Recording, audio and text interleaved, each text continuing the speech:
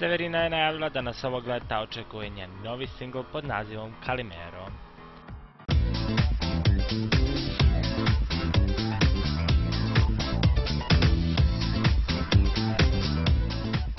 Nakon što je video za pesmu Uno Momento ostvario rekord u slušanosti i gledanosti sa cifrom od 50 miliona pregleda, Severina je odlučila da pokuša da ponovi ovaj uspeh.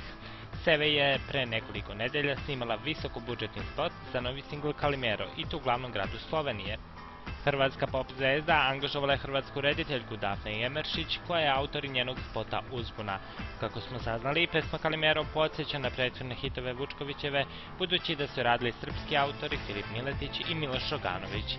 Seve ovog leta ipak ima žestoku konkurenciju, budući da su nove pesme izbacili Željko Joksimović i Jelena Roza, novi singl je najavila Ana Nikolić, a ceo novi album Nataša Bekvalac.